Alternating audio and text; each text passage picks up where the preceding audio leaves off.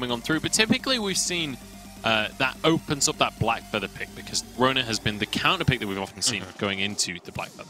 Yeah, and it'll be interesting to see what if they do decide to go for the Black Feather as the first pick for Tempo Storm, taking away both Rona and Black Feather from Hazard and just force them to have to play onto, you know, something that they're not quite as comfortable with. It's, you know, they're not gonna, I'm not going to say that it's something that they're uncomfortable with, because obviously if you want to be at this level of play, you need to have more than just 2 heroes in your arsenal, and they clearly do. But it's one of those situations where they just feel like if one of those 2 are available, why shouldn't they pick it up? Yeah, absolutely. We're having a couple of issues with the draft client, so hopefully be able to restart that and get everything rolling for you guys in just a second or 2. But I want to talk about this jungle matchup a little bit here. We've got Hyde going up against Erica Kane. Erica Kane yesterday really impressed coming out. We saw incredible alpha play especially. That was one of the most impressive to me. But Hyde is definitely not an opponent that you can underestimate coming on in. How do you how do you expect that jungle matchup to play out? Because we've seen a lot of melee out of Erica, but we've seen a lot of things like Sky coming out from Hyde. Yeah, it's going to make this an intriguing matchup for sure. I mean, Erica Kane, one of the most impressive things about them as a jungler was their ability, or their decision-making of when to go in and when to get out. We saw the Taka come out yesterday as well and have great success. That's something that you need to be very precise with when you choose to engage a fight or to back away from a fight, and that was exactly what they bring to the table, whereas Hyde is very much feels like a all or nothing type of player. Like when he goes in, he hard commits to the fights when he tries to go in for them, and oftentimes it can go backfiring on Tempo Storm because he goes maybe a little too committed to a fight and can't get out of a sticky situation. But when it does work out for them, we've seen how he can just take over a game and be a dominant force all the way throughout. Absolutely. And let's talk a little bit about Hazard as a team as well, because they kind of came into this tournament without much of a history behind them, and they've been turning heads so far. So I'm excited to see if they can continue that record, if they can continue this one rolling. But it is Black Feather banned away by Team Hazard in the end, and Lyra first picked by Tempo Storm. Yeah, it's interesting that they ban away the Black Feather just because we know that they would have loved to have gotten that pick for themselves, but I think they were anticipating that Tempo Storm would try and grab that instead of, you know, the Lyra, and so they just said, you know what, instead of letting you guys have the Black Feather and we have to figure out a way to deal with it without a Rona, we're just going to take it off the board entirely. So the Lyra comes through as the first pick for Tempo Storm, Vox to answer for Hazard. And it's not frequently that teams are willing to grab their carry on the first pick.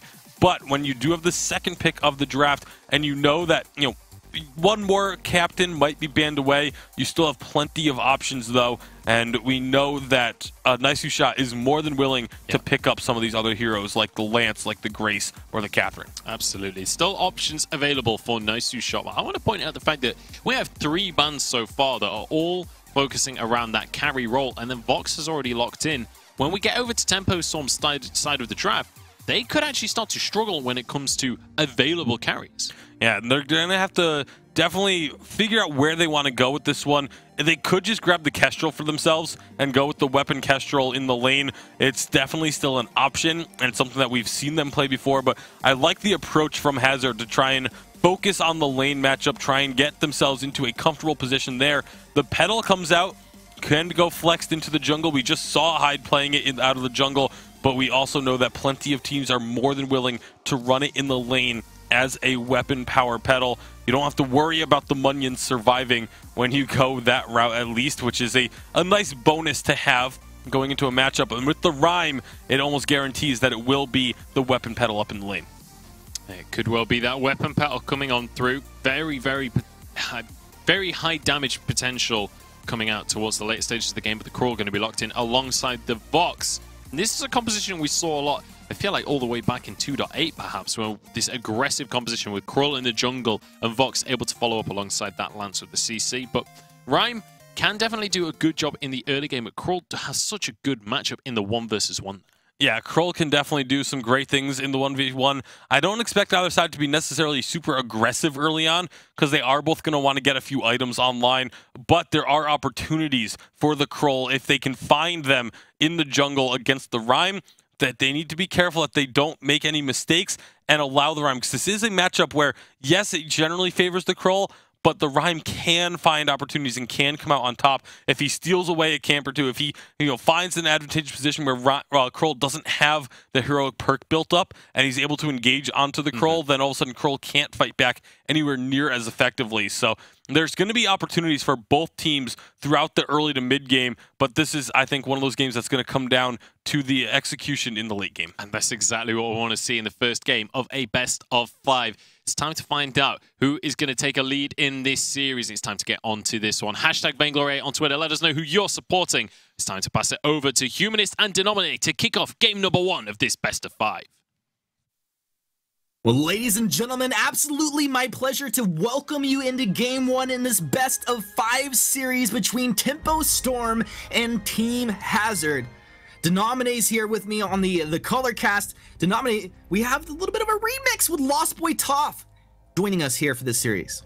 Yeah, big name in Vainglory history, but can he pull things together? We've seen better performances out of the side of Tempo Storm with Playboy Afro, and that's not to say that Lost Boy Toph is not still a good player. He is absolutely great. When he does play games, we tend to, still lean towards him as that playmaker.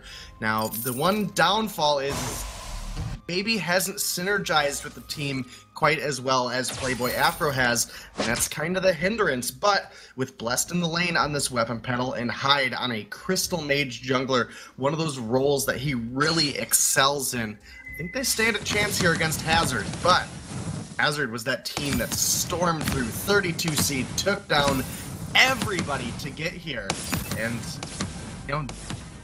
can't sleep on either one of these teams. This could be another best of 5. Oh, it absolutely could be. And you give Hazard the credit they deserve, but this team is actually, from what I've seen, they seem like the real deal. Naisu on this lance is an absolute beast. If you guys haven't seen his lance before, it's pretty impressive. Hopefully I don't caster curse this one, because I'd like to see some big Githian walls. Yeah, his lance the other day, and as well as all 3 challengers, was absolutely great. It was kind of one of those things where most of challengers was single ban draft scenario, and that's one of the big things that me and Dragonborn questioned about this team. Yes, they came through and stormed the early rounds, but could they pull things together? Could they compete at the top in the double ban draft? And they showed us very quickly that they could, and one of those heroes that they rode the whole way as far as they could get was Naisu shot on this lance, and it's gonna be an exciting one. Oh! He takes 2 out of the 3 on the backs there with 1 impale, and he's out of there. Some cheeky lance play.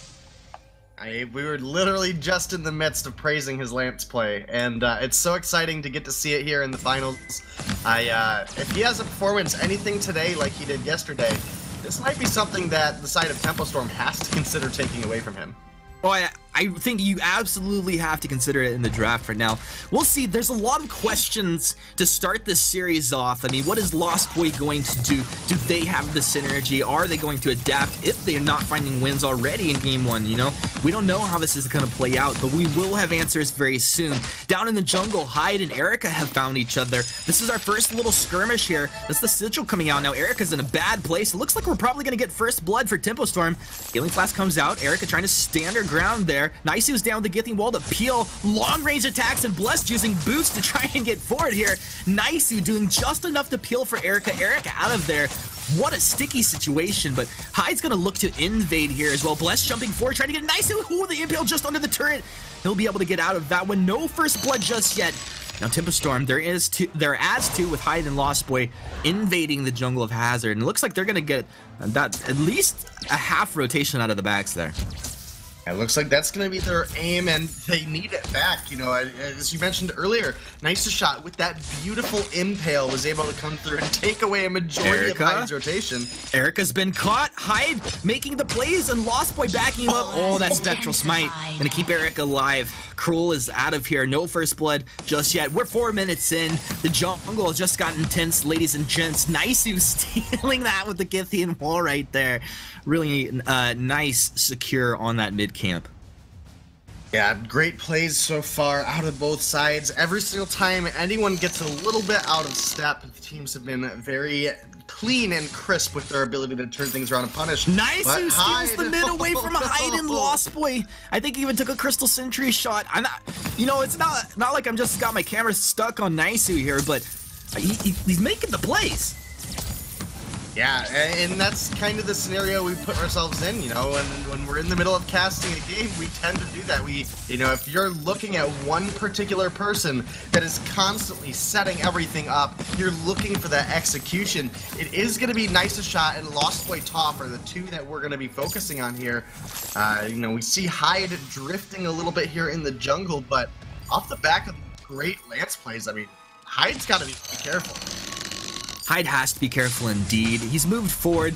He takes the mid away from Team Hazard. Erica will go ahead and take the full back rotation there, but I think it does open the game up for a lot more aggression, engage potential, of course, when these junglers get their ultimates. You're going to get the From Hell's Heart from the Cruel coming out on one side, the Valkyrie on the other, and that can really set up your team for some nice follow-up. Yeah, definitely can. Another root and stun. I mean, even though there's no capitalization off the back of it, just the nuisance that Nicest Shot has been, and now they're looking for more steal here. Nice, Hyde. Get that one. And Hyde secures that up. Naisu almost playing this Lance like he's getting captain of the guard stacks for every stun. He's just, every time he can, he just throws that Githing wall out. Now, all right, Hazard, they're onto the turret. Blessed, you know, this is going to take a while for this pedal to come online. And it looks like this turret's going to go down seemingly for free, unless there's something I didn't catch here. And then Githing wall's going to go ahead and stun up Blessed.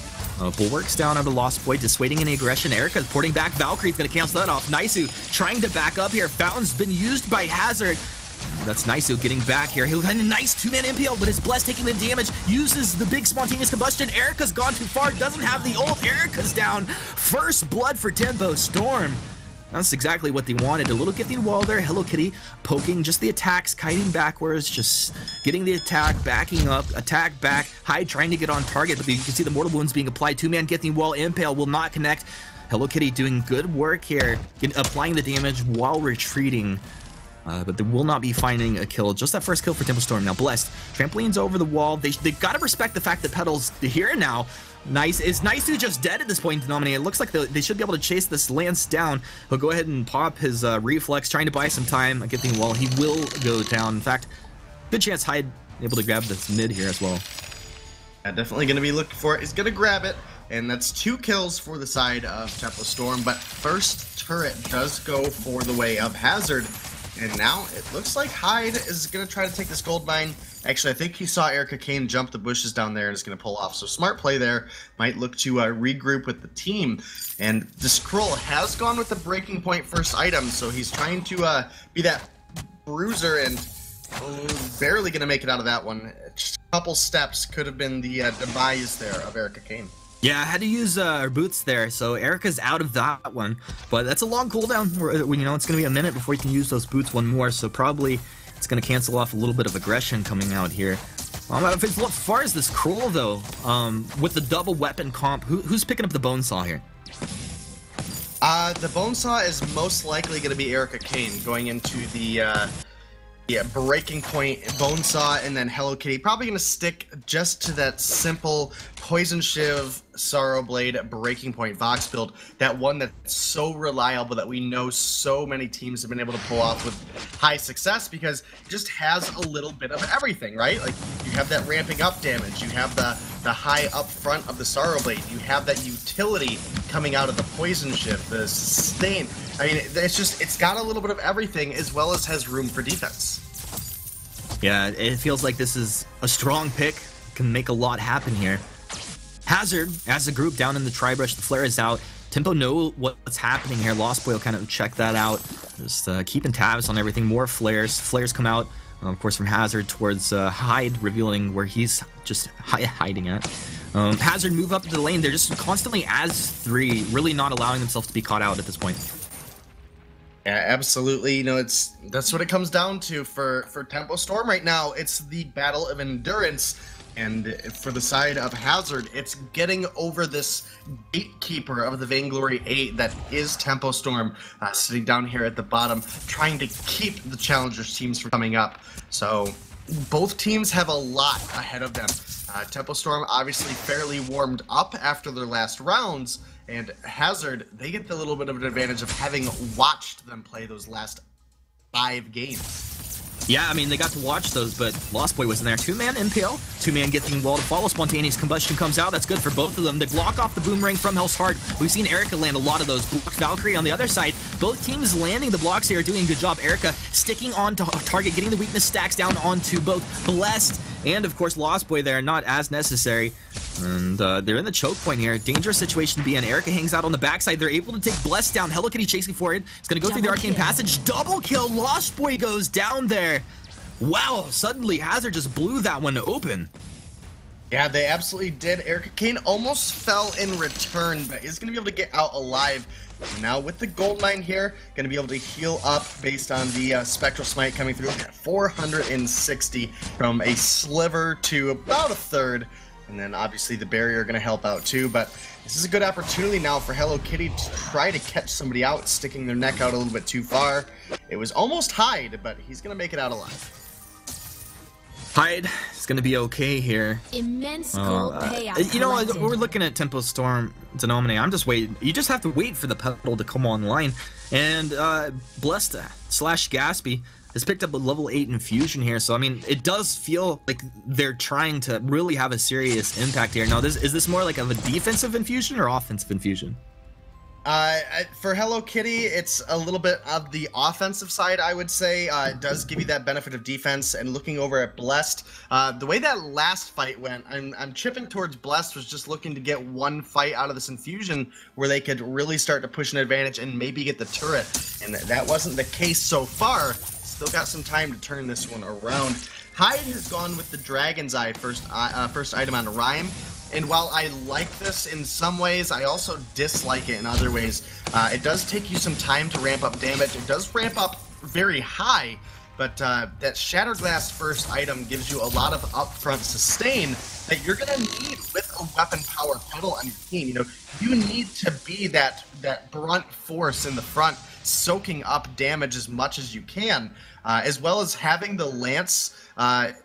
I feel like it's going to be difficult for him to really get a lot of attacks down, a lot of Winter Spires down, which, you know, yes, you might be able to build up that Dragon's Eye, but it's going to take time, and each one of your Winter Spires that you randomly get off between the Githian walls is gonna make it a little bit difficult. You know, it kind of sounds like you're leaning towards Hazard right now in these fights. I do like the Lance, not just that it's nice a shot on Lance. I like the Lance into the Rhyme, because that Rhyme's looking to get onto your backline. He's looking to run right past Erica Kane, get onto Hello Kitty, lock Hello Kitty up, so that Blessed can safely use his trampoline for that damage boost, come in and get that high burst damage down and execute the kill. And the Lance makes it so difficult for Rhyme to do that. The Lance can almost take the Rhyme factor totally out of the game, especially once that Echo's online, which we normally see Nice a Shot pick up. Does look like he's picked up a little bit of armor, has the Crucible and the Fountain ready to go. I expect that Echo's going to come up pretty soon here. Hello Kitty throwing the weight for it down here. It's kind of a awkward battle over the mid. It's not really a big deal, but you can see Hazard just trying to find things to do right now. Tempo playing on the back foot. Net worth really not too different at this point. Hazard a small advantage there. Of course, they've taken a turret down. They have a little map advantage, but at this point, it's Hazard just kind of sending Nice who shot forward, leaving Hello Kitty and Erica to take clean, efficient jungle rotations. And it doesn't feel like they're ready to force anything just yet, and they don't have to. No, they don't, but Hazard, they're doing a good job of pushing up and trying to take the advantage while they can. Blessed is getting to a strong point in his build, but he's not quite at the full damage potential yet. So this is where the side of Hazard does need to be capitalizing, as Hello Kitty is getting into that armor. And there's going to be no Bone Saw very likely on the side of Tempo Storm. So the Metal Jacket that Hello Kitty is going to build is going to provide so much defense. There's the Metal Jacket right there. There's an Atlas Pauldron coming out of Nice a Shot. I'd expect to see Erica Kane work into an Atlas Pauldron as well to try to shut down this pedal and what Blessed is able to do. Yeah, Metal Jacket coming out, the Atlas Pauldron as well. Hazard just realizing exactly what you were saying. This is a big factor here. You could see as Blessed was kind of getting a little bit of chip damage onto Hello Kitty and Naisu as they're backing out. Like, Blessed starting to come into his own on this pedal here. And this is what you'd expect as soon as those 3 offensive items are completed. And he's actually building into his 3rd crit item right now. That's where the pedal really starts to do some serious damage. Absolutely does, and we've already seen that damage start to come out. But that was before Hello Kitty had that Metal Jacket purchased. So as Blessed gets into this 4th item, which is going to be crit of some sort, typically we normally see Sorrow Blade, double Tornado Trigger, then into that Monocle, just because you want to get as many attacks out as you can. Oh no! Stun Uh-oh, from Hell's Heart on to Blessed. Erica's locked on, a nice Githyan wall back, and that's Blessed getting chopped down in the beginning of the fight. Erica moving on to Hyde now, immediately onto the key targets. Lost Boy almost dead here, has to split apart from his rhyme. Will use the Arcane Passage. I thought maybe Hello Kitty chases like last time, but you know what? Kraken's just spawned on the map, so let's get back and take some objectives. Yeah, that's the way that this game has been looking, and now with Hazard starting up this Kraken, Rhyme is here looking to contest. You know, as I said, Hazard, I just feel, has the more comfortable composition for themselves. The ability for Lance to shut down the Rhyme and the pedal is just so massive. And now Toph with a little bit of an early sigil. It's going to be difficult to get the steal. And there it is, Hazard. They're in control. Hazard get it. I mean, that was a situation where that could have been stolen. And Tempo tried. They're not going to get it. They start to get a little damage here. We'll see how much damage they can get down on this Kraken before Hazard can regroup. A fresh infusion coming out for Erica, moving up now towards the lane. Hello Kitty throws that, wait for it. It's kind of a bummer that they won't have the wait for it through this fight, but not a huge deal. We've seen, I mean, oftentimes the wait for it's not the game deciding factor in this fight. There's a nice impale. Erica gets onto Hyde. He'll get a little bit of that sigil healing. A little bit. That's actually a lot. Oh, from Elsard, tickling Blessed just on the edge of the pedal there. It will not connect. That's a big cooldown as well. You can see the Kraken going down. 2-man Impale comes out. 2-man Githyan wall as well. Naisu starting to make the plays for his team, but is there any follow-up? Valkyrie will clip Hello Kitty on the edge. They move forward. A little spontaneous combustion. That doesn't too much from the weapon pedal. Erica on to Blessed. Blessed low on energy. Can he actually trampoline back out of this one? Naisu trading with Hyde. He'll stay alive with the combat roll back. Blessed is down. Erica's in deep, just tanking the turret. Kraken's still alive. Unbelievable. Hazard have taken 2 and the turret. What an incredible push out of Team Hazard here in game 1. We're 17 minutes in, and if they find this next kill on Lost Boy, Lost Boy has his ult, so it would be pretty crazy if they found that kill there. They're moving in. They're on to the last. They've done it! What? Team Hazard are going to be taking game 1 here against Tempo Storm. I mean, I thought we were almost just getting started. You can never count out a team that picks up 2 kills in the middle of a Kraken push. Once the carries were down on the side of Tempo Storm, it was only a matter of time. Even though the Kraken was low, there's just no damage or threat that comes out of Lost Boy Toph on the Lyra. And they just take him down. One turret, 2 turret, 3 turret. They go right into the Bane Crystal. They had the damage to finish it, and that's Hazard again. This team stormed through the challenges. They even took down Vision at one point, came all the way down to the finals. And, you know, this is going to be a fun one. I'd really like to see this one go to another best of 5 just because of how close these teams are likely going to be. Danger, danger, Tempo Storm. Team Hazard looked real good in game 1. I could see this being another 5-game series. Tempo, you need to put some things together, as you said. Just draft-wise, it felt like Hazard kind of just had an advantage, and you know, Hyde struggled to make things work here on this Rhyme to be that front line for his team. It took so long for the pedal to come online, and once the pedal came online, he had about 30 seconds before Hello Kitty picked up that metal jacket and just countered him out. Yeah, it was great plays. Again, nicest shot, you know, was the one setting everything up over and over again for Hazard. The Githyan walls and impales keeping Hyde off of the back line, and then Blessed, unfortunately, was not blessed enough to kite out Eric Kane, and it was an exciting one. It was a low-kill game, but it was lots of fighting, just no kills. Lots of fighting. Well, a place where there's very little fighting, usually. That's the Vainglory8 desk, and we got Munchfuls and Tasty Bacon to take it away.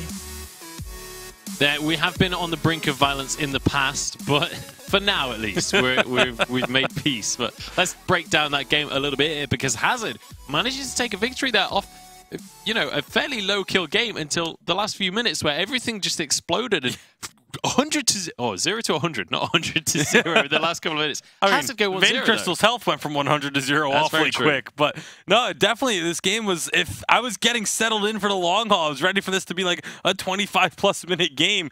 But then just like that, Hazard just pull the trigger and end things in very sudden and very quick and decisive fashion, and that is so important for a team trying to get into the Vainglory 8, is that decisiveness and the ability to end a game when they have the opportunity to do so. Yeah, absolutely. Fantastic stuff coming out from Hazard. Let's get on into our replays from this one, starting off with Tempo Storm managing to grab themselves first blood right towards the start of this game. Yeah, they were able to start off strong, and obviously a great job by Hazard to push in, get that first turret early, but then Tempo Storm able to answer the Rhyme, rotating up with so much damage. An excellent Valkyrie to get the stun and allow them to then pick up the kill. But again, look at the positioning of Hazard here. They basically are saying, you know what? We're going to sacrifice one of our players, but we're still going to try and get a kill in return if possible. But they weren't really focusing on trying to commit to a team fight there. They were like, we got the turret. That's what we came for. If we lose one player in the process, that's totally fine. We can back off and deal with that. But they ended up almost finding a kill during that whole trade. Yeah, absolutely. And then it all went a little bit towards the side of Hazard. A few minutes later, around 9 minutes, we saw them managing to grab themselves a double kill as Tempo were caught out of position. Yeah, very nice job to get in, and again, finding the damage, getting the damage to stick onto their targets. The Kroll was able to continuously keep onto both the Petal or the Rhyme, whoever he decided to focus on, and get those weakness stacks built up, effectively taking them out of the fight. And just their ability to chase down, despite having very low health, Kroll, even after being on just a sliver of health remaining, continues to try and make that fight happen. Phenomenal plays coming out from Hazard. And then after this one, after that fight that we just saw, there was only one more fight that actually resulted in kills, and that was the one that Hazard ended the game with. They went from 0 to 100. Once they got Kraken, they were able to push this one through and take 3 turrets down, as well as the Vayne Crystal. And look how quickly they engage on that. It's a combat roll over the wall into an impale that they immediately start to fight on. Tempo Storm, they answer well. They start to bring this fight to the side of Hazard, but Hazard just kites this so well. A bit of a maybe indecisiveness from Tempo Storm. It looked like there was a bit of a split decision in terms of, do they continue chasing that fight or do they go back onto the Kraken? And the moment they make that little bit of indecisiveness, Hazard just jumps all over them and finishes off the game.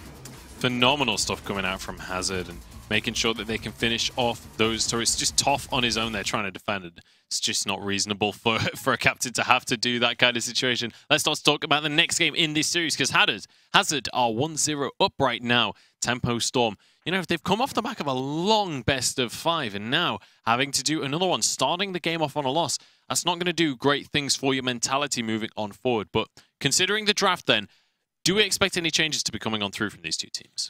I don't know if changes need to necessarily happen in the draft. Again, we've been seeing very solid drafts from a lot of these teams here today, and a lot of it just came down to the in-game execution. It wasn't poor execution from Tempo Storm. This was just very clean execution from the side of Hazard. Once they saw that opportunity, they just went for it all out, and I'd love to see that. I don't think the draft is an issue for Tempo Storm. There's obviously going to be changes, just because, you know, when you swap sides, you know, each game is going to have different drafts and things like that. But I think there's still going to be a heavy priority focus on the Rona, on the Black Feather, and it's just going to be like captain's first pick and things of that nature. All right, we'll see if that is going to be the case again. We have seen some interesting first picks across the course of today. I mean, we've seen a couple of Voxes even going in the first pick positions, but we'll see what these two teams are going to opt to go for here. But we've started to see a meta develop now at this late stage in the challenge battles. We've gotten to a point where a lot of the same picks are coming out in most of these games, and we're seeing the kind of tier 1 picks across the board now are starting to really take shape. What's your read on the meta right now, Bacon? Yeah, definitely the captains look to be the Arden and the Lyra. I still strongly feel like Lance deserves to be in that top tier category with the rest of the captains. Still a lot of pressure, a lot of focus on the Rona. I mean, we've talked about it, where even drafts where Rona doesn't come out, it still feels like the drafts are tailored around the Rona being a potential. That's why it is going to get banned away here. Yeah. And this is something that Hazard has been doing the past 2 days, is they ban the Sky, force the other team to ban the Rona, and then grab themselves the Black Feather. Yeah, opens that pick up for themselves. Just want to make sure everyone's aware. Playboy Afro is going to be coming back in. So Lost Boy Toff subbing out for Playboy to step on in for game number 2 here for Tempo Storm. They've locked in that Lyra to start things off. Lance was banned away. Krull is the response, and then Vox comes through for Tempo Storm. Yeah, and so obviously Hazard, they can still go for the Arden if they like. Because the Lance was banned away, they can't just grab that Lance that they really enjoy to play once again. But Arden's still very impactful, can make big plays. You just have to be a little bit careful on when your timing of when you choose to use the double gauntlets when you're up against a Lyra. You need to make sure you don't put your double gauntlets down in a spot where Lyra can just use one portal and get the entire team out of both gauntlet walls. So that's going to be something to keep our eyes on as we get later into the game, is where the usage of those ultimates lie. With Vox being the pickup for the side of Tempo Storm, you know, very standard kind of meta composition starting to be shown over there. They can go really any direction with their jungler, and kind of similar for Hazard, because they have the Black Feather. They can look for a laner, or they can look for a jungler here to round out their comp.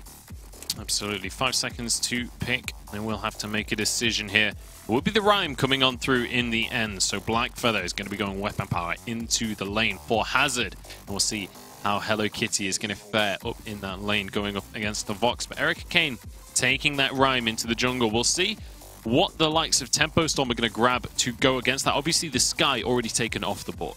Yeah, Sky already off the board. They're going to want something that can fight the Rhyme early. If they go for a late game focus, it is not going to be a pretty matchup, I don't think. So Hyde, especially with the heroes that he likes to play. Kestrel. I feel like the Kestrel could come out. They could go for something like the Alpha, I think has potential here. But it's just so difficult because you know you're up against the Rhyme and the Black Feather. So finding something that can excel early game and still hold its own as you get to the mid to late stages against those two picks is going to be very, very difficult.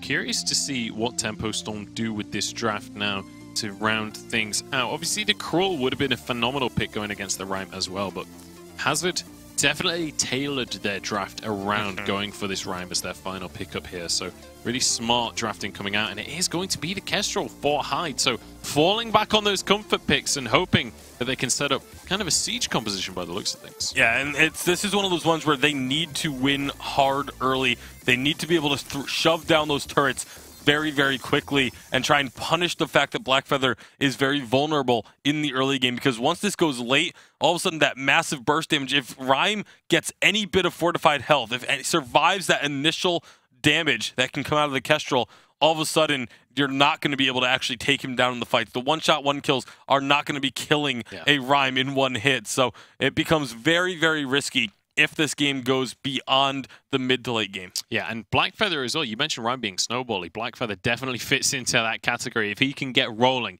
if you get a good chunk of gold onto a Black Feather, you can definitely tear through those health bars, especially on weapon power. So a lot of potential power on that roster, but I'm excited to see what Tempo Storm have up their sleeves with this Kestrel pick.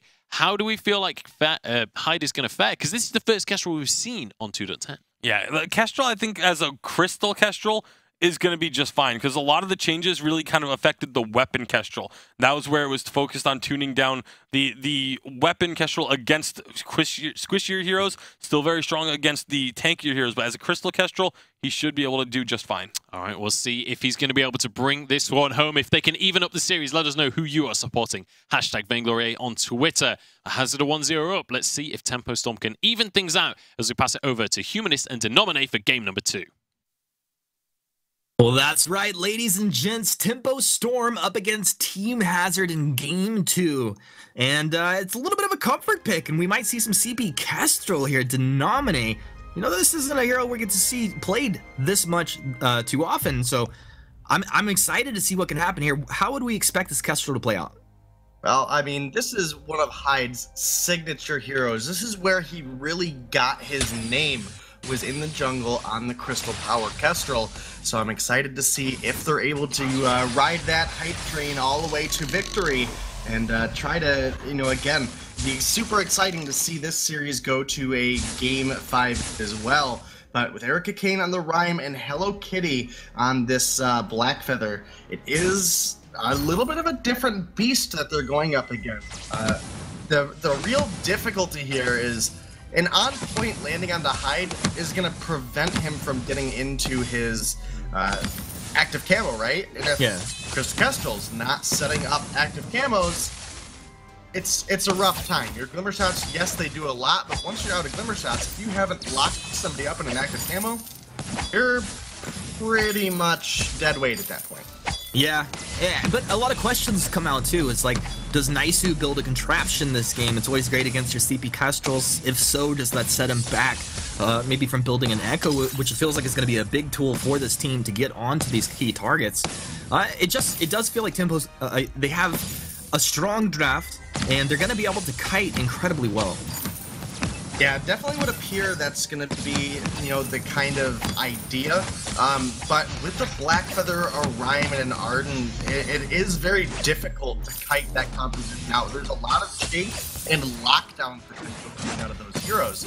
So it's kind of Hyde, while he can be the main target if you catch him out, Blessed is going to be the one that really carries the team through. Hyde is just looking to be a nuisance that does a lot of damage, right? He's looking to get those big spikes of damage with an active camo and some Glimmer Shots. Yeah. But the one who's actually going to be ramping up in the fights, the one who's going to come through and probably have the most damage on the team is going to be Blessed. He's going to probably stick into the Poison Shift first item, and it's really smart. We saw what the Poison Shift can do earlier to shut down an Arden, but it also reduced some of the fortified healing. That's tasty. I like me some CP Kestrel. He moves back in. Oh, 1, 2, 3 glimmers off the mark there, Hyde. It's okay, we'll forgive you for that one. But you can tell he's going to get a lot of work done. Yeah, and again, this is one of his future heroes. This is the way Hyde likes to play, and he's very good at it. And he's doing great there. Hello Kitty, almost maybe taking down the Sigil from Playboy, almost taking down the Hyde using the boots. Oh, that lane minion body blocking, of course, the Glimmer Shot that came out there. And you wonder, where's Erica? The whole time, Erica was taking away the mid away from Tempo Storm. So we'll finally join this fight up in the lane. Werica gonna be looking for some damage, and obviously Rhyme gonna be able to soak up some of those Glimmer Shots. We talked about it a lot, Humanist, is as the game progresses and as the 3 members, this is triple melee, does start to scale up, the Crystal Kestrel fares a little bit better into that scenario. We talk about it with the Weapon Kestrel a lot, that you can't guarantee that Glimmer Shot is going to hit the same target and chunk them out repeatedly. You don't run into as big of a problem with that as the Crystal route, as it's the splash through damage that is your damage anyway. So that's a huge benefit that Hyde has if he can position himself effectively, as well as because it's a triple melee composition, there's a lot of potential for him to set up a 3-man stun, and if he's able to stun up the entire enemy team and Playboy Afro can follow it up with a good Bright Bulwark, that's going to limit what Hello Kitty and the Arden are able to do there after that fight, and that could be really what we need to see out of the side of Tempo Storm here. Bulwark goes down out of Playboy. Tempo just trying to trade damage, but a Valkyrie lands onto Hyde. Erica booting forward onto Hyde. Hyde dropping low. The first blood comes out. Her team hazard here. We'll see if they stick around looking for more. Bless trying to find the damage, but they'll turn it around. Oh, you got to stay on that Sigil, bud. Gets that movement speed plus the healing. Look at he jumps right back in onto Bless. Is going to look for that on point. Doesn't quite connect. Bless Sonic zooms forward. You made a mistake. You're going to pay for it. Good night, kitty. Yeah, and that's a kill-for-kill trade, but First Blood is going to go into the pockets of Hello Kitty, able to take down Hyde. And again, as a Crystal Kestrel, once you've received damage, you're pretty much dead to rights. There's no way for you to use your active camo, and I don't think the side of Tempo Storm have enough damage to take this turret with the side of Hazard coming up, but that's a lot of damage they got onto it in one push. Yeah, it's a nice little chunk of damage. We do see Both junglers just making their rotations now. It'll be Erica going ahead for the recall. At this point, though, Hyde moving up into the lane. We'll see if he can do anything. Has to remain sneaky on this Kestrel here. A couple Glimmer shots just come raining down the Mustache Brush. Not a big deal, but it forces Naisu back off that position. Now Tempo Storm hold that. Nothing accomplished there. It was just a little bit of harass. Yeah, just a little bit, and you know, both of these teams now, they need to look for their next open opportunity, right? They both have a clear target they need to get onto, but before we get into that, I do want to make note, the last couple times we've seen Rhyme, it's that Shatterglass or it's the Dragon's Eye first item. Erica Kane has gone into a Frostburn, which is definitely different. It has its ups and downs, but with Rhyme already having slows in his basic attacks in the root, it does seem a little risky, but... Oh man, blessed. I thought he was going to get that turret. Not quite. Now he might pay for it. He might pay for it right here. Hello Kitty on top there. Rose offensive, and last hit, he'll be able to get that with the on point there, so nice job. Nice to give him that Vanguard, and felt like he was in danger, but immediately turns around. Hyde wants to get some work done, but he's late to the party. Those Winter Spires doing pretty good work on the Kestrel here. You're going to have to remain elusive through these fights. Looks like the Fountain still being held for Team Hazard at this point, so they're really in no threat at all. No, not at all. And with Lyra having gone with the Crucible first, yes, this gives you a little bit more healing on your Imperial Sigils, but you don't have that that guaranteed team-wide healing, and that can be a little bit risky. They're in a good spot with all three members of Tempo Storm in the lane, and this turret as low as it is. This should be first objective freely going over to Tempo Storm. There it is, and that's gonna... Well, that didn't even put him in the gold lead. Well, they make the call to go in. They go in hard, too. Naisu has to sell Fountain to stay alive, but it leaves an opening for Hello Kitty. He's on to Hyde. The gauntlets come down. They had the block, but Hyde did not retreat. He stands his ground. They take down Hello Kitty. Super nice plays out of Tempo Storm. He throws the one-shot. Naisu chunked out, but not taken down. And Werica, I did that one on purpose that time, finally shows up, but it's too late. There's not much to be had here. Erica on the backside playing with Playboy Afro. Well, you have Naisu trying to hold the lane out here. Now, Mortal Wound applied to Erica, kiting backwards, and the healing flash. That's all actually pretty well played and nicely calculated to be a quick distraction there. Yeah, it definitely was. It took some of that aggression off of the turret, and in the situation they were in, that's all you can really ask for. So, you know, well played, well executed out of Erica Kane there. But it was Hyde that came through strong with the ability to force Hello Kitty out of the lane. That's what gave that strong lane pressure over to the side of Tempo Storm. And again, when Hyde gets onto a Crystal Mage that has the ability to rotate into the lane and apply a lot of lane pressure, that's where we see Tempo Storm really excel in these games. And I'm excited to see him on one that he coined so well as his main hero. And we've seen it definitely fall off of the meta in the Crystal Path for quite some time, so we'll have to see if they're able to pull it off. It is a little bit risky. But there have been some serious energy changes as well, like over a time that heavily benefit this CP Kestrel here, so I'm excited to see what he can do. We should have a lot more energy and sustain, like where you would have just expended all of your damage potential and have to back. He can now hang out a lot longer. Hello Kitty finds Hyde. Where's Hyde found Hello Kitty? Blessed moving forward with the Sonic Zoom. Predicts with the one shot, but predicted the wrong angle there. Erica takes a bit of damage. Gonna go ahead and recall back. Team Hazard just not quite ready to make a stance yet. Oh! Hello Kitty almost going down. The Imperial Sigil out of Playboy Afro. I mean, he hung around in the lane. Hello Kitty, what is the play? What are you doing here? Are they gonna try and bait him in, give him like the Vanguard into the Fountain, and he just dives on him? It's the Vanguard onto Erica. He's onto Playboy. Playboy dropping low. The Valkyrie comes out. The Arcane Passage allowing Tempo to escape out of that gauntlet there. Now, you see the active camo trap down. They're trying to bait them back onto that, but Team Hazard not taking the bait just yet. Tempo stands their ground. They continue to apply pressure. The Glimmer shots really chunking through. One shot, body blocked off by Naisu. They're doing a great job. Vanguard onto Erica. Erica coming in, but Hello Kitty and Naisu eating some Glimmer shots. You gotta be careful. Ooh, Hello Kitty, he just lands an on point and goes hard in the paint at this point. Playboy, you have no more healing and you've been executed. Down Hello Kitty finding the kill on that one. Now Erica chasing forward, but I don't think you get onto target. Blessed. Out of energy at this point, not mobile. Hyde low on energy as well, and Team Hazard find a kill.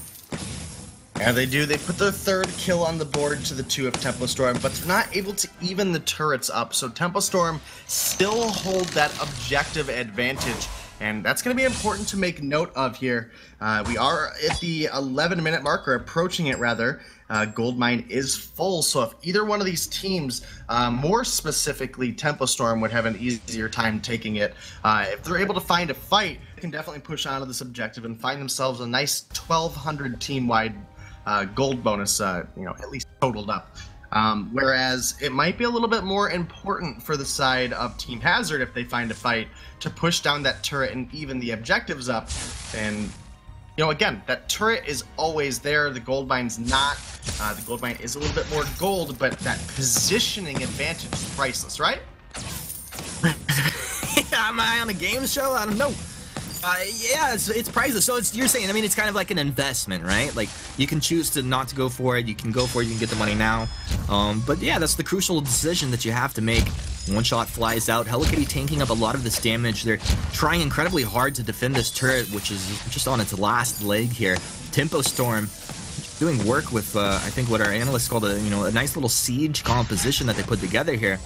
Playboy takes damage, but he just heals himself right back up with that sigil. You know, also keep in mind that there's no fountain right now for the side of Tempo. It's just that sigil healing, but he's working towards it. 4 treads for Tempo. They're going to go ahead and kite back. You see that trap down one more time. They're trying to kite into that trap every time that they can. Hello Kitty can just rose offensive over that, and that's one of the great tools, of course, that the Black Feather brings, but nothing comes of it one more time. Yeah, you can rose offensive over it, but you still take a ton of damage if you haven't shielded yourself properly. But Hello Kitty understands that, has already picked up the Aegis, so definitely respecting Hyde's pick here. And, you know, again, gold's still very even. No team has a distinct advantage at this point. But Erica Kane now with the Eve of Harvest complete, working into some armor, needs to get into some shielding so that staying on that front line.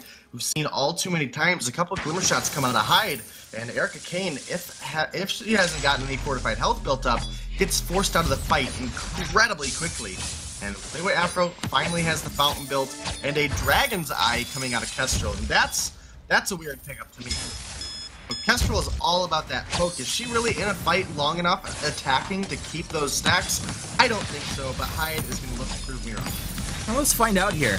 Team Hazard in a very obvious engage situation. It feels like maybe it's getting turned around, but Gauntlet goes down. Tempo Storm able to just retreat back, block the Gauntlet stun there as they move backwards. So now Hazard in an interesting situation. Hello Kitty in a 1 vs 3. He finds Hyde, he moves in, he blocks off the stun. Hyde dropping low, uses the healing flask. He's going to turn around. He gets some nice healing out of Playboy, and suddenly Tempo Storm are on the chase. Glimmer shots raining through. He waits for the cooldown there. Erica taking a lot of damage, drops a defensive Valkyrie. Tempo Storm, they get on top of that sigil, continuing to move forward. But they're not gonna move into a situation where they didn't really have the vision and knowledge of what was going on. So one shot comes out, nothing coming as far as a kill in that engage, but maybe this turret goes down here. Hello Kitty one more time, super aggressive play. He's found Hyde, Rose offensives over the top. Hyde has no energy. Hyde is dead. Team Hazard find a kill, but his Hello Kitty traded right back down. Blessed, can he find Naisu? No, he can't. Nice calculations. Erica standing on the front side finds that chill wins route. Playboy's low on energy and health. Blessed, same deal. Crucible in the War Treads. They're trying to retreat back. The Winter Spire, all with Arcane Passage just in the last second. Erica getting to ride Valkyrie. Not even gonna clip Blessed. No, you gone too far, Blessed. How much HP did he have at the end of that Naisu? He wants to change the got the call and he gets away. You call it Naisu. Shots off Vanguard. Blood for blood. He's down. Playboy stays alive. Playboy somehow gets out of there on a knife's edge. But overall, fairly even trades back and forth for both of these teams, as it's 5-5, gold still dead even. Nobody really able to take an edge in a fight. They're constantly trading back and forth, but Hello Kitty looking to get some damage down on the turret here. Don't think they're going to be able to take it in time safely, as that Tempo Storm, they're coming, but Hello Kitty doesn't care. Hello Kitty taking the turret down. Incredible plays coming out of Hello Kitty right now. I mean, we talked about his teammates a lot. Like Erica making really nice plays, doing a lot of work. Naisu on that lance, and we talked about it time and time again. But Hello Kitty's been stepping up here, stepping up into 3 versus 1 situations, just taking the turret right in front of Tempo Storm. Absolutely has looked that way, and you know, they're evening things up and get a little bit of a gold lead for themselves. And you know, now with the Kraken on the board, the next team to win a fight can really take a massive push, a huge opportunity, as neither one of these teams really has a for sure way to, you know, neither one of them have a great hero for defending against a Kraken, you know, like a Celeste or a Scarf, you know, something of that nature. The Rhyme is okay. The Crystal Kestrel, it's okay, but they will take the Kraken very quickly. That's, you know, due to the changes in the way the Kraken's health works, they'll take it okay, and it'll be pretty tanky pushing down the lane as well. See how it plays out here. We're 16.5 minutes in. It's 5-5 net worth even between these teams. This is game 2 in a best of 5. These are serious situations here. Bless the little Sonic Zoom, little charms coming out. Just let him know, hey, I'm here. I see your Winter Spires coming out. I'm ready to play. Yeah, absolutely. Such a close and delicate game, right? Like both these teams, they feel the pressure. They know what's on the line. In this best of 5, the winner is the team that gets to go into the Vainglory 8 for the 2018 season. And you can just see in the actual motions that each of the teams are making in this scenario, they're both being very cautious where they step, whether they have vision or they don't. They're just, nobody wants to give an inch that they don't have to give away. But Hazard, you know, that's a good rotation there out of Hello Kitty, catching the end of that ambient gold and experience out of Erica Kane there. It's going to give him the ability to just a step closer to what appears to be probably a Sorrow Blade for the 3rd offensive item, as well as obviously the gold right there to read about 500 more gold. We'll have a Sorrow Blade coming out of Hello Kitty. It's going to help build up that breaking point easier, as well as the Faint of Heart execute damage is going to be insane with that much weapon power. So, I mean, pretty much Hello Kitty is like a heat-seeking missile going for Hyde, right? Like, just going for this Kestrel every time. And that Kestrel is incredibly squishy, fairly elusive, but squishy nonetheless. And once he sees him out, Hello Kitty just dives onto target. What is in the minds of Tempo Storm? How do you play around something like that? Well, you gotta be, you know, again, you have to be careful because there's so much ability for the side of Hazard to jump right onto Hyde if you haven't set up defensively enough. For example, Hyde can play a little bit forward if he has a couple active camos that he can run back to and bait the enemy team into. But, oh no, here, this is Hazard finding a good fight for themselves. Yeah, Tempo Storm, an aggressive positioning in the lane now leaves them somewhat vulnerable. Rose offensive forward. Has Hello Kitty found Hyde? No, he had an idea of where... Oh, nice double stun there on the active camo. Hyde's going to drop another trap down. Blessed will look to kite back into it if he can. Valkyrie comes down but blocked off, and that's Hyde. Oh, no, Blessed finding the kill. One shot coming through from a Hyde there, and now Tempo Storm on the chase. Flares come out of Playboy Afro, who went for Contraption as well. It's hashtag Contraption battles at this point. Sigil giving the move speed bonus for Tempo Storm to chase. But they don't want to fight right around that Crystal Sentry, and Hello Kitty is still a dangerous threat. I mean, we saw Hello Kitty 1 vs 3 before. All he has to do is get onto a squishy target, and Hyde has somewhat revealed himself at this point. One shot, 1 kill! Who is this guy? This is Hyde on a signature hero coming through strong with that snipe to take the life of Nisa shot there. And now Tempo Storm find themselves in a perfect opportunity to go ahead and take this Kraken uncontested. Tempo Storm, again, I said it from the beginning, I think these teams are going to be very even based just off of the performance that Tempo had against Vision, because of how even Vision and Hazard have been in the past as well. It's been proved right so far, and Hyde, this scoreline might not represent it as a 1-2-3 scoreline, but he's done so much damage in these fights. It's just the ABCs of competitive Vainglory. 1, 2, 3, ABC. Tempo Storm, baby, you and me. They're going for the push here to nominate. Can they close this game out? They definitely can, especially if they find a kill onto Hello Kitty early on. This Kraken's taking quite a bit of damage. Erica Kane focusing on that for the most part. Looking to maybe get a little bit of damage down to the Bless now, but I think you just focus the Kraken. You're losing this choke point anyway. Don't want to lose more than you have to. Defensive bulwark out of Playboy now. War Treads, they move forward. Nimbo, what's the play here? Glimmer shots connecting. Splash damage through onto Hazard. One shot connects. Right on the front side. Hello Kitty just getting punched right in the jaw there. Oh, the Glimmer shot's almost taking him down. A nice block, just saving, just giving him just enough health to stay alive there. That was insane how close that was. But Hyde just really coming alive here. Yeah, Hyde is having the game of his life right now on this Kestrel. You know, again, he hasn't been able to find the kills, but the amount of pressure that he has applied to Hello Kitty and Erica Kane, forcing them out of the fight so early, has given Tempo Storm the objective control that they need. It's given them the positioning in the fight that they need.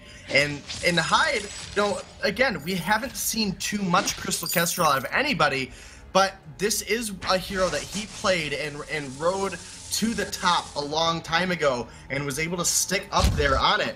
And obviously, we've seen him play a couple other things as the meta has shifted, but as you were mentioning, because of the energy changes, it is a little bit easier to play this Kestrel. We used to see the Shatterglass, and then double Clockwork come out just to have the energy. Right now, he's got Halcyon Chargers sustaining. Oh, yeah. I mean, he's fast. He has all the energy he needs in the world. Oh, he got trolled by the bulwark. Playboy Afro making it happen, but there's two call-ins that comes out. Hyde kites back and finds the stun onto Hello Kitty, but the Rose offensive, he goes the wrong way. The flare went the wrong way, and Blessed, he gets rooted up in the chill winds here, coming out, and he goes down. Erica making the huge 1v1 plays there. How's this going to play out, Playboy? It's another bulwark down. You're in a bad place, dude. Team Hazard take 2 kills. Hyde can't do anything at this point. He's gonna just have to wait for his teammates to respawn. Unless somebody walks into a camo trap there and takes a whole bunch of damage. But wow, what a fight for Hazard. Yeah, and there's an active camo on Erica Kane. Can they find it? Oh, you've been spotted, Hyde. You messed up, dude. Ace. Oh, Hazard, they take the ace, and what a disappointing ace that is for Tempo Storm. An amazing ace for Hazard.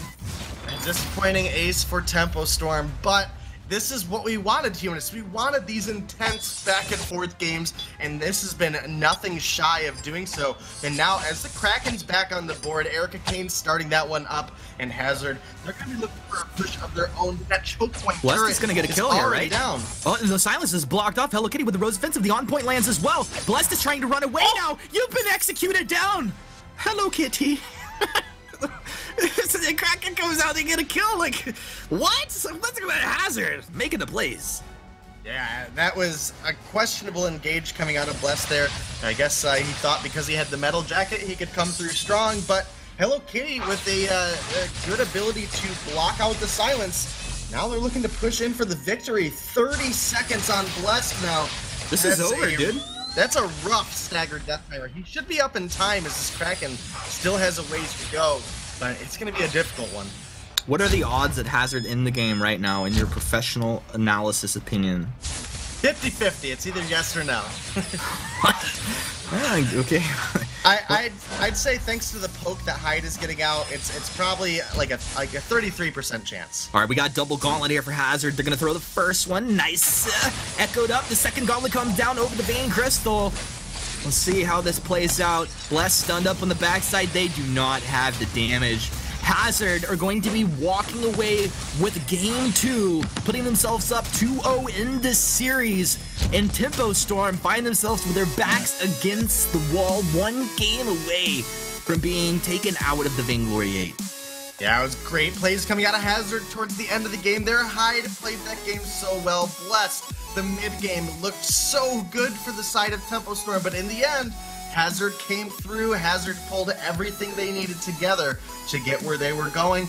They want this Vainglory 8 spot. And Tempo Storm, if you want to stick to, stick in the Vainglory 8, you need to turn things around here. When you get that early and mid-game advantage, you need to continue to push the aggression. You cannot allow a Blackfeather Rhyme composition to come online in the late game. Tempo Storm just setting themselves up for that reverse sweep, you know? Just setting themselves up for that legendary status. And, you know, it's hard to have as satisfactory of a game, a series, if you don't lose the first 2 matches, right? And you come back, you win the next 3, and you're just legends. Yeah, we'll have to see. They were able to win 2 of the last 3, but well, it'll all be about this next game. We'll have to see what the draft is. If Tempo Storm can get on something that can contest what Hazard's able to put together. Yeah, a lot of questions here, but to break this one down, Munchables and Tasty Bacon. Thank you very much, guys. Yeah, we are at a 2-0 point now. Tempo Storm, for the second time today now, with their backs against the wall. We've seen them make things happen before, though. They went to the full 5 games in their series earlier on today. Maybe something magical can happen here as well. But right now, Hazard are looking pretty fantastic in this series. Yeah, familiar territory for Tempo Storm, but not friendly territory for Tempo Storm to be down 2-0 in this best of 5. But again, you look at this game and very, very close for the vast majority of it.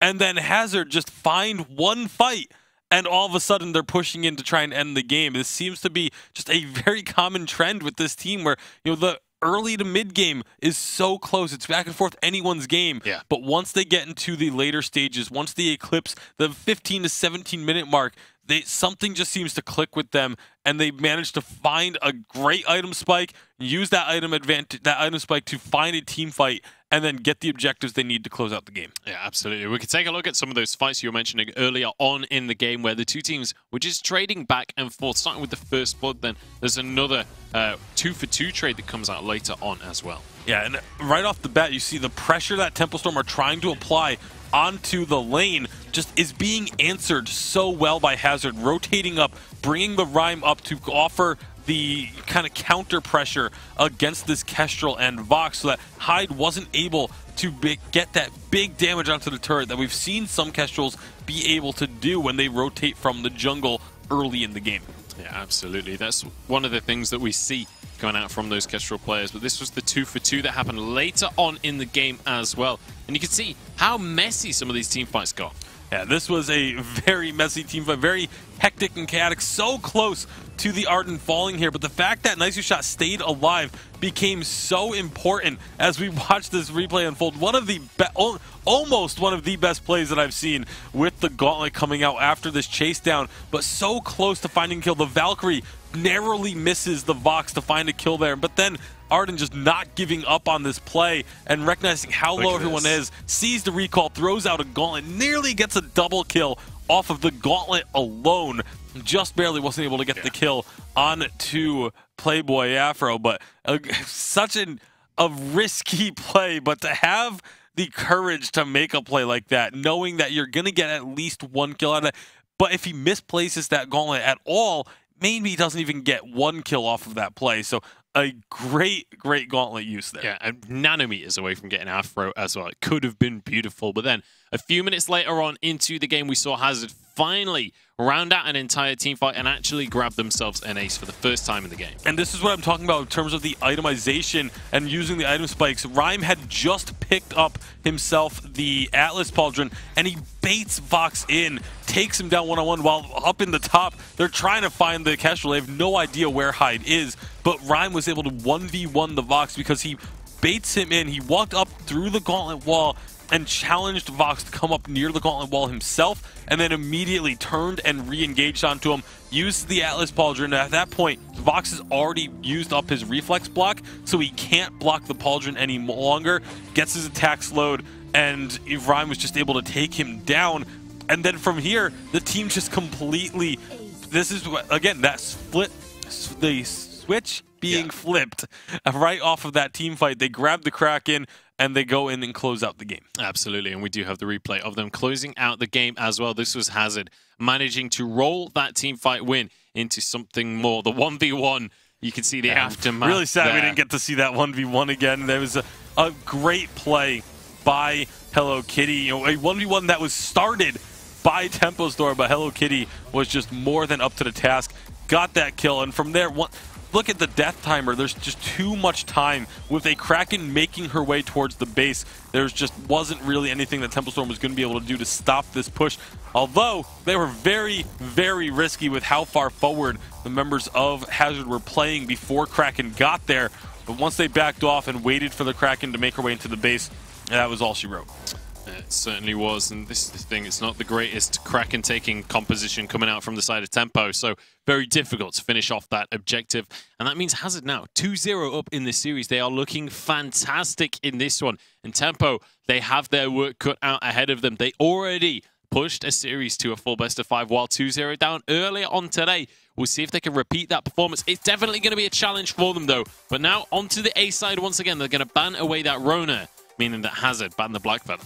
Yeah, this has just kind of become the trend for these two teams, especially for Team Hazard.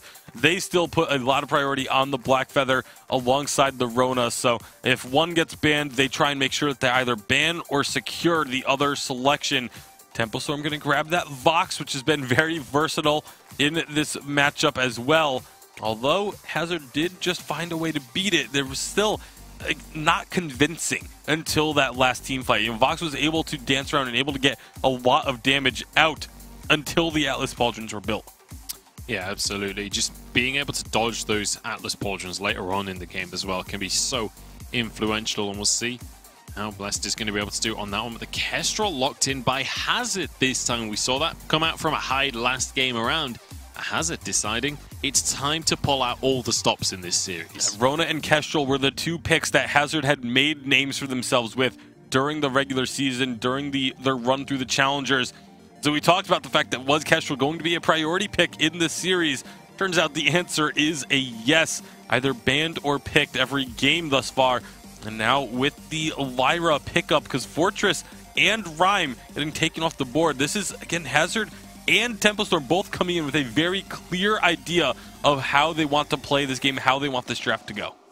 Absolutely. Well, we've got the Sky coming on through, but the Taka locked in for Eric Kane. This is something that we've seen coming out from him before, and it's something that does incredibly well into the Sky. Yeah, that's exactly why Eric Kane picks it up. It's a counter for the Sky. Team Hazard, we praised them so many times yesterday for their counter-picking focused drafts. That's what they decide to do. When it comes to the draft phase, they try and force their opponents into certain picks and then counter them when they come out. So they very much know exactly what they want to do when it comes to these drafts. And the moment they see a Sky, they want the Taka on their side. That's exactly what they just got here. This is not looking too great for Tempo Storm. Yeah, and the thing is as well, they've got a nice situation where one of their comfort picks counters one of Tempo's comfort picks. This is a comfort pick for Hyde playing that Sky. And the Taka, we've seen Erica Kane. We've only seen it one time in the challenge battles, but incredible game coming out from Erica. So I'm excited to see how this one's going to pan out. How are we expecting the early game to go here, Bacon? You got to figure that they're going to be trying to get this Taka ahead early. They're going to be trying to invade the Sky and use that counter pick advantage from the get-go. And on the side of Tempo Storm, you know, maybe we said this before about them, and they immediately went on the aggressive themselves and were able to take control of the jungle. So I'm curious to see if it's just going to be all three members of Tempo Storm trying to invade the jungle at level 1, at level 2, and try and get that early lead that we saw them be able to do earlier in the day against Vision Gaming.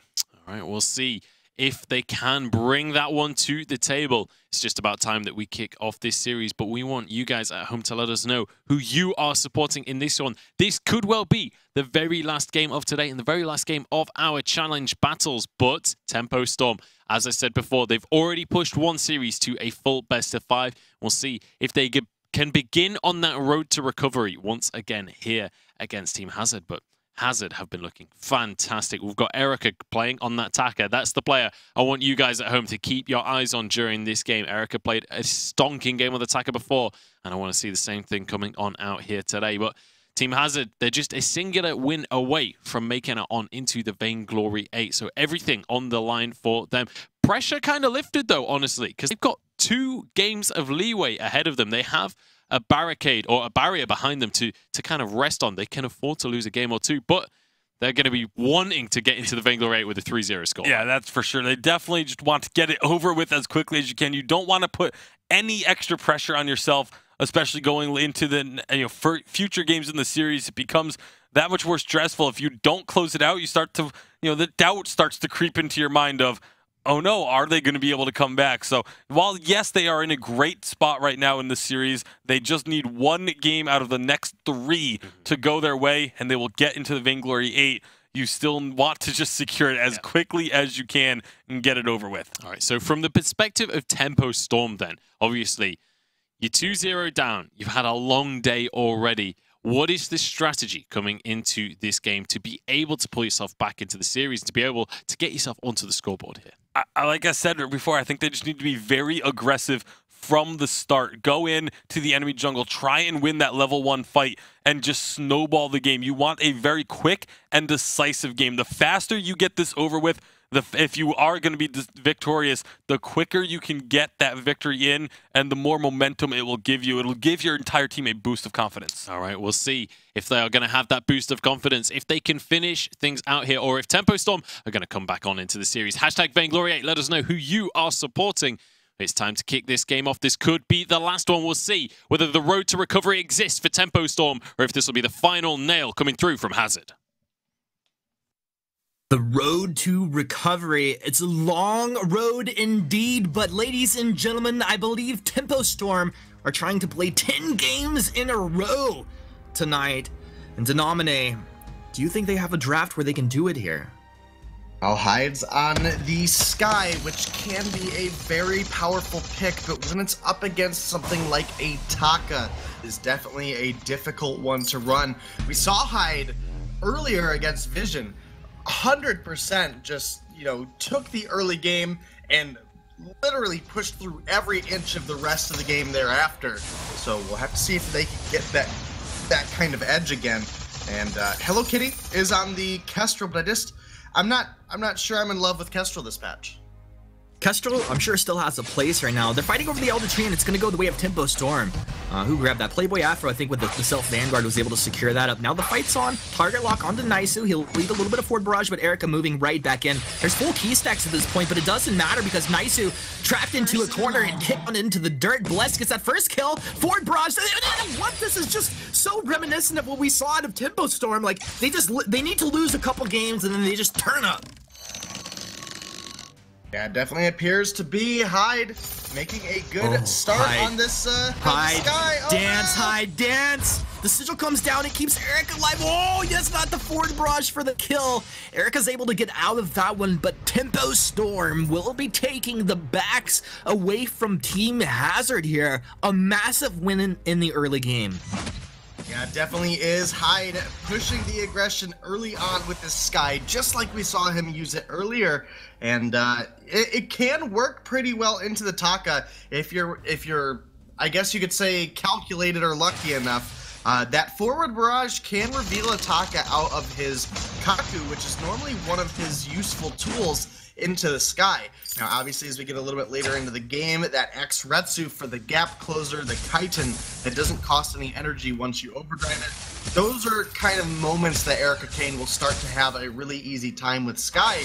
That's if Hyde doesn't get a incredibly early advantage, and that's another half rotation now he's taking away here with the healing and level advantage. Erica Kane can't even contest. He's going to be level 4 before Erica hits 3 at this rate. Now Hyde moves around the backside. He's going to find Hello Kitty. Little Surrey Strike love over the top side there, but lane minions are going to absorb a lot of that forward barrage damage. They're going to be just fine. Team Hazard just looking to stabilize themselves here in this early game.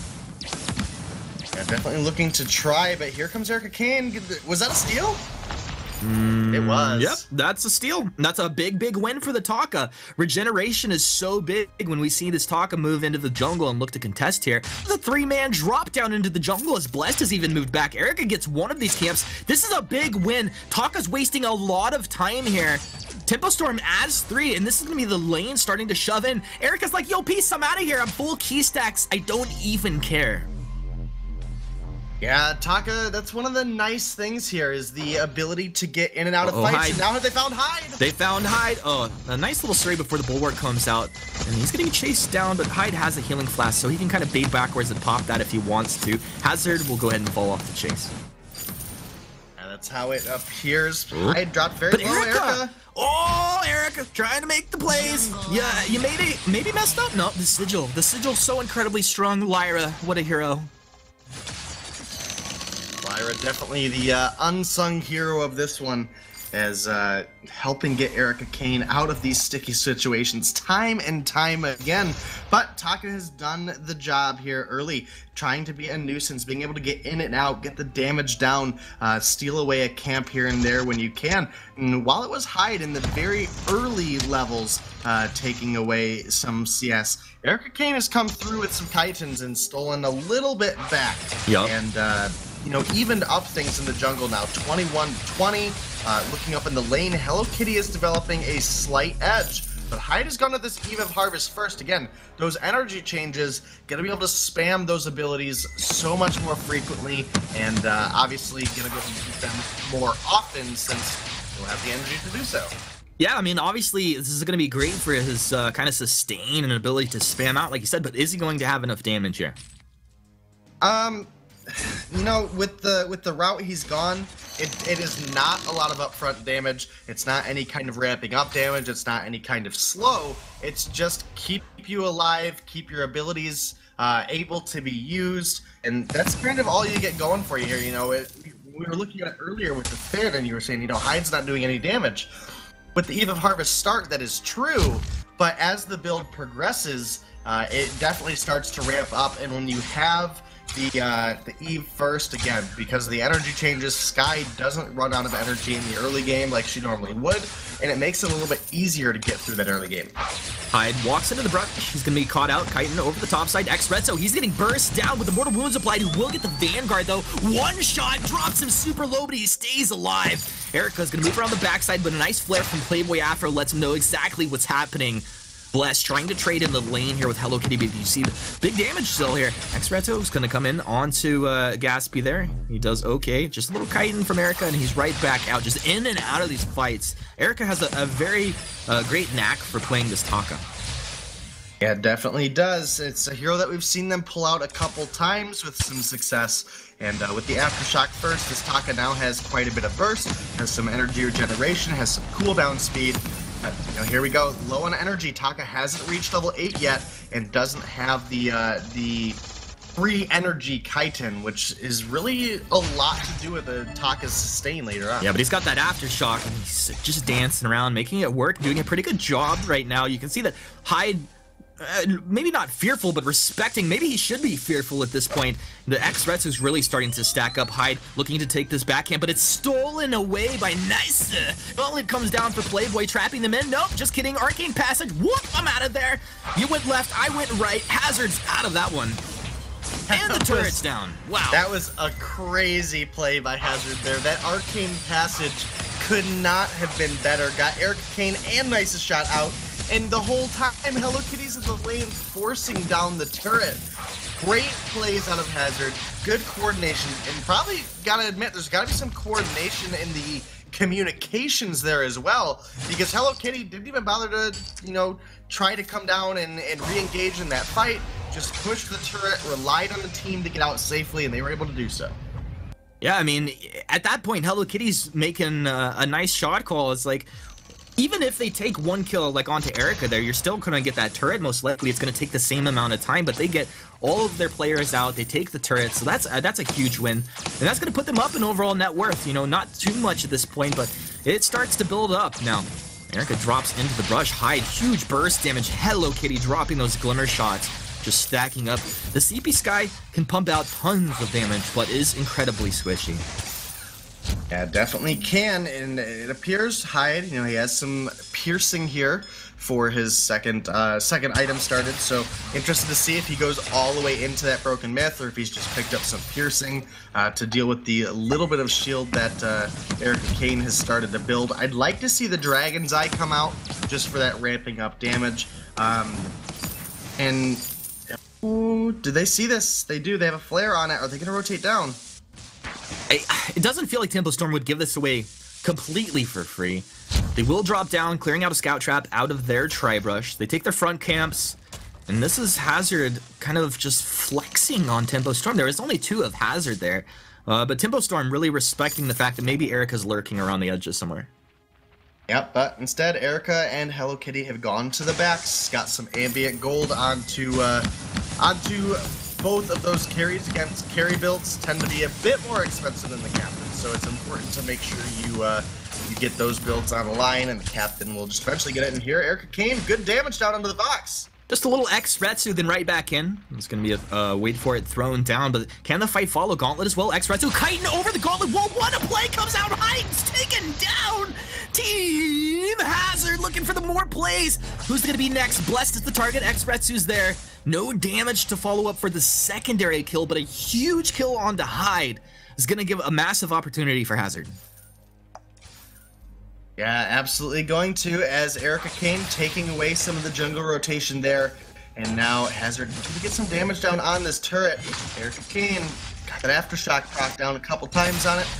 But they need to be careful getting out here. Again, oh, that forward barrage canceling out the fountain, though. They still have advantage. Team Hazard could almost just bait Tempo Storm into a fight here if they want. Erica's dropping down to the shop, obviously wants to get something. That's going to be the clockwork picked up. Well, Hello Kitty and Nice who hold down the lane. And, well, there's an opportunity. Erica's not going to force it. He's just going to go through a jungle rotation here.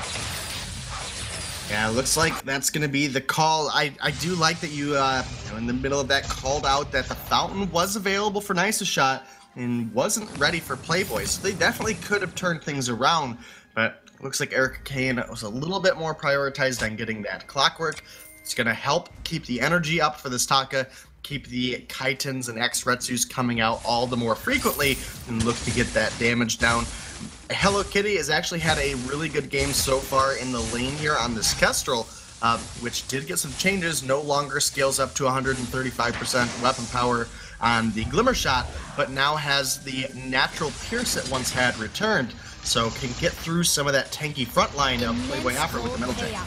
Hello Kitty able to secure the gold miner. Now Tempo Storm, you're in a place where it looks like you need to fight. Gauntlet down. They stun him out of the X-Retsu, but Erica stays alive. Healing Flask plus massive healing coming out of Nice, who keeps him alive. Arcane Passage repositions. Playboy dropping low, but he stays alive with his own fountain. Blessed dancing with Sonic Zoom. Healing Flask keeps him alive as Erica Kitans over the top. These guys are getting so low. Hyde throwing the port rush. Can he get Hello Kitty? No, Hello Kitty stays alive. Blessed is the only one to drop so far. Hazard, they collapse back. Hyde over the top of the Surrey Strike. A double kill comes through as Erica cleans up on this Taka. A wild one-shot from Hello Kitty flies through. Playboy pinned down into the jungle. They're going to be on the Crystal Sentry. I don't think you're going to recall out of this one, but you could probably run your way out of this one, Playboy. Erica's there. There's big healing. He's getting burst down. Aftershock, big damage. X-Retsu, can you find the kill? Yeah, you can.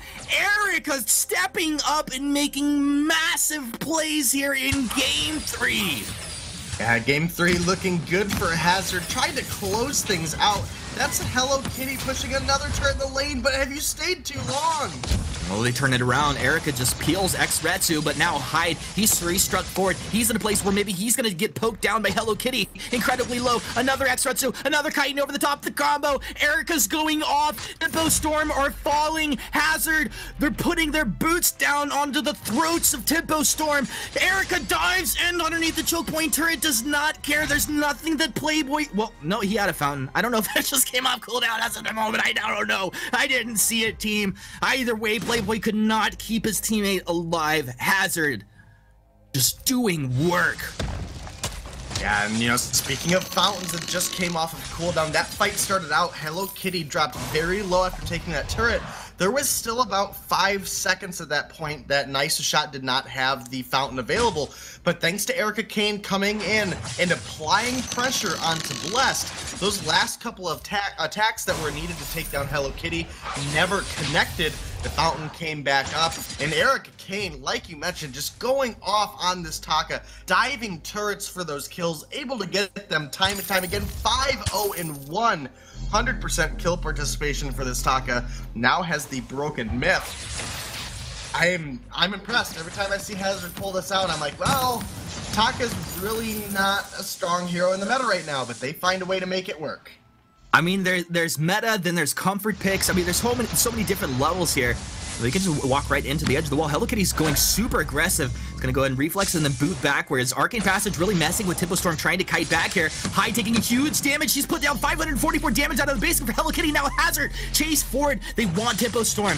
Blessed. He can't really do enough damage. Playboy Afro dropping low. The fountain comes out of Hazard as they're on the chase here. He'll stand his ground underneath the Crystal Sentry. And eventually he will be forced back. X-Retsu from downtown. Erica, you're gonna chase forward. Oh my goodness. Erica is just going off. X-Retsu putting Tempo Storm into the dirt. And barring a miracle for Tempo Storm, we're looking at our next Vainglory8 team right here, right now. Hyde moves forward, 544 damage, another basic glimmer shot comes through. He's down. This is a disaster for Tempo Storm. They're falling apart. Yeah, now the choke point turret down for Hazard. Hyde is going to be up in 15 seconds, but Blessed and Afro are on the fold. Can they stop this push? That is Hello Kitty, a nice shot. Those glimmer shots easily able to tear through these turrets. Even the basic attacks. Oh my goodness. Hazard, they're in a beautiful spot. Erica just soloed the gold miner while his teammates had Tempo Storm pinned down in the base. He took the gold miner like 14 minutes, 52 seconds there. It was just insane. The calculation, timing, the efficiency. You know, I love Tempo Storm, but this is exciting to see a team play like this here, and Hazard, a very exciting team to watch. Yeah, they definitely are, and now with only one turret between them and a victory, can they close this one out?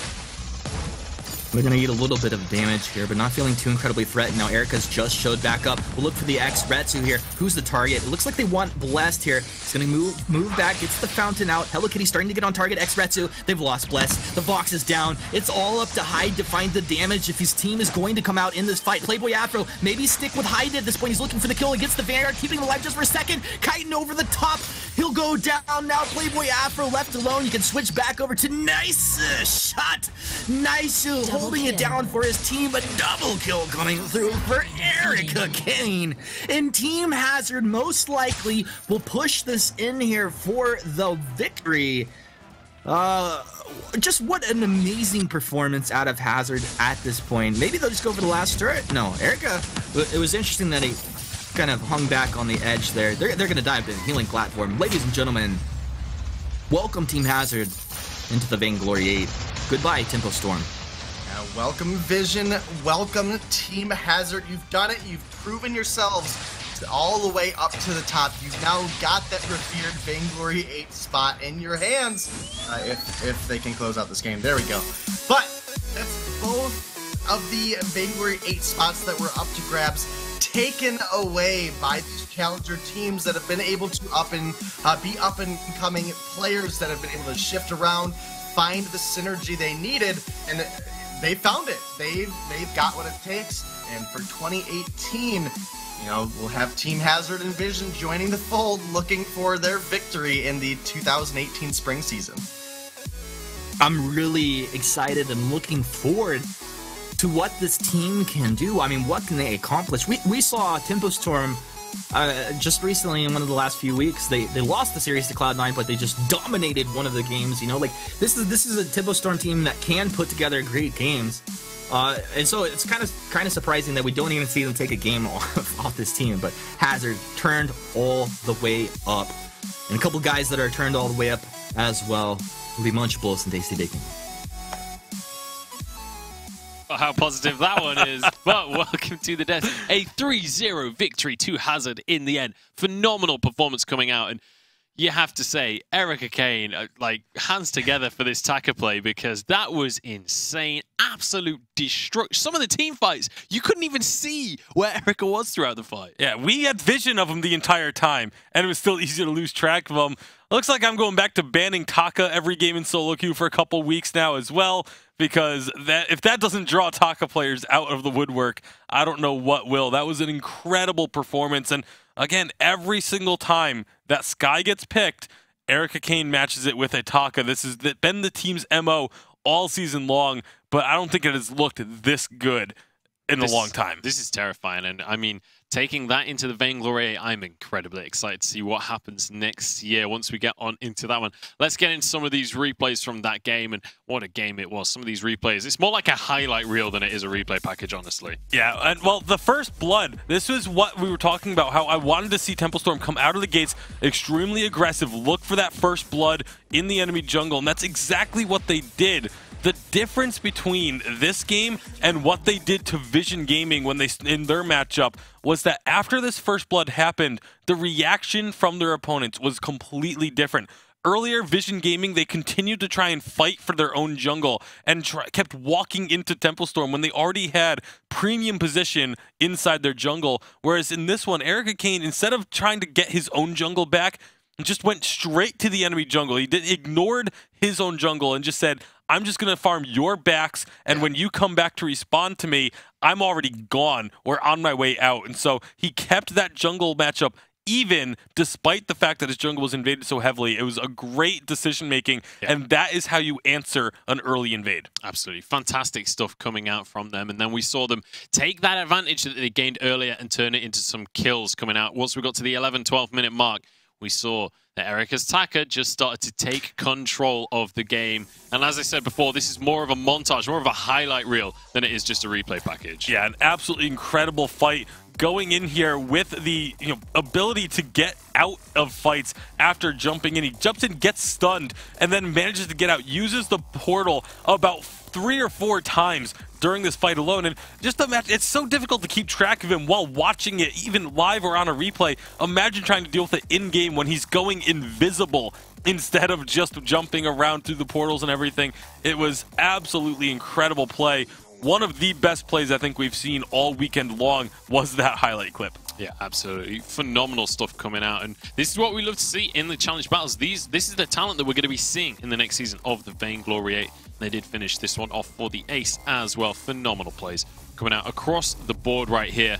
And I'm excited to see what the future holds for these players when we get into the next season of the Vainglory8 as well. But across the game, we saw some fantastic stuff coming out from Hazard, not just in terms of their team fighting, but also great control of the map, great use of pressure to make sure they can take objectives. Yeah, able to get pressure in the jungle. That's where it starts. It starts with the pressure in the jungle, and then it forces the members of Temple Storm to come and try and answer and deal with this Taka. And so many times, whenever they did that, they started the pressure in the jungle. You had just in the lane, the Kestrel pushing up and taking turrets down, just like we used to see Kestrel doing. I mean, the changes to Kestrel, keep in mind, it took a little bit of her scaling away from the Glimmer shots, but it gave it armor